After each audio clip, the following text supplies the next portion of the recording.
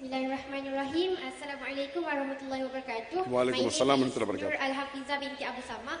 I am a student. So my nephew once asked me, Auntie Fiza, where is Allah? So I got no answer. So I stumbled upon Quran and I found a surah, which is Surah As-Sajdah, and I forgot which verse, but it mentioned Thumma stawa 'alal arsh. So I am wondering, does Allah live in arsh, and what does it mean by astawa, and what does it mean by al arsh?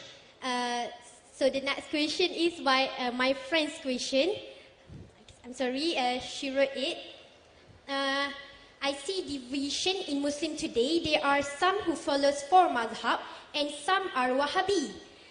Problem started when they are telling each other wrong. So what is your advice? And the third question is, I'm sorry, but this is my friend's question. As a Muslim doctor, you are a Muslim doctor, what is your stand on vaccines? That's all. So that's 3 questions. Last question, she has 3 in 1. The first question asked by her niece, that where is Allah? And she stumbled across the verse of Surah Sajda, Allah is on Arsh, and that's correct. The answer of yours is correct, that Allah is established on His throne. But Allah also says in Surah Shuara, chapter number 42, verse number 11, لَيْسَ لَكَ مِثْلِهِ شَيْءٍ. There is nothing whatever like Him. Allah hears and sees, but Allah does not hear and see like you and me, like our ears and our eyes. So you say, how is the Arsh? You will start thinking of a chair. How is Allah's Arsh? Allah.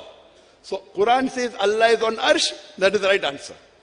And His Arsh extends throughout. We have a thinking, Arsh how. So whatever description is given in Hadith, we accept it. We don't add to it. There are various Hadith. There is a Hadith of Muhammad Sallallahu Alaihi Wasallam, that the lady came to a lady was there. And Prophet wanted to test her. Is she a mu'min or not? So the Prophet asked her, where is Allah? She said, on top. The Prophet said, she has Iman. That is the reason when we do dua, we put our hand on the top. Correct? So you can give the answer, Allah is on top, that's also correct. Allah is on arsh, that's also correct. Both answers are correct. Oh, so I could say to my nephew, Allah is everywhere. No. Now here you're falling into a trap. I know there are some people who say Allah is everywhere, but there's no text. Yes, Allah is everywhere by power. What does Hadith say? Allah is on top. I know there are some people who do say. But what we have to realize that when talking about Allah subhanahu wa ta'ala, do not add anything of your own. It's very dangerous. Some people explain, yes, Allah by power is everywhere. He has power over everything. Many verses. But Quran says He's on Arsh, He's on Arsh.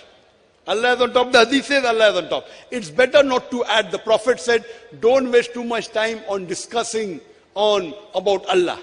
And you say something, you make a mistake, best is to repeat the verse of the Quran, very safe. There's nowhere in the Quran which says Allah is everywhere.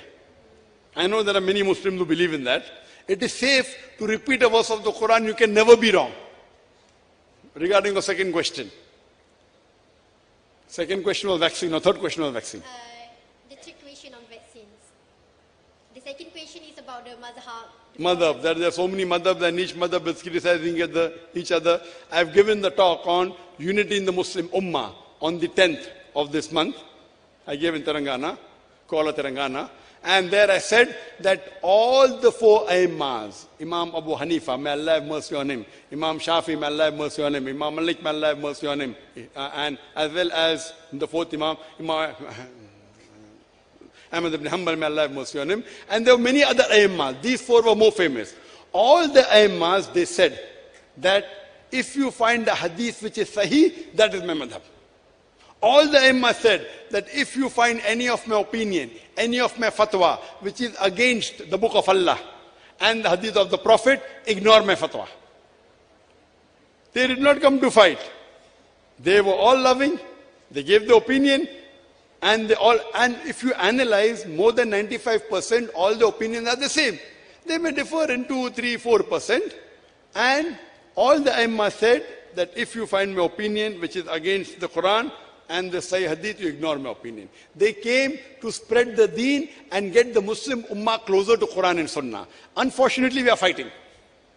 The only way we can come close, Allah says in Surah Imran chapter 3 verse 103, وَاتَصِمُوا بِحَبْلِ اللَّهِ جَمِيعًا وَلَا تَفَرَّقُوا. Hold to the rope of Allah strongly and be not divided. Hope that answers the question.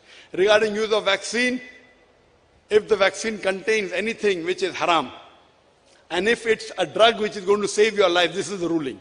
If you're using a medicine, and if that medicine is the only medicine that can save your life, even if it contains alcohol, it is permitted. If it contains certain things like pig, if it's insulin, if you have an option of bovine insulin, cow insulin, no problem. But if you have no other option, and if you use a drug, even though it contains alcohol or contains something which is haram, and if that drug is the only drug that can save you, it is permitted in Islam. Otherwise, in a normal circumstance, it is haram. Hope that answers the question. Wa akhiru dawana alhamdulillahi rabbil alamin.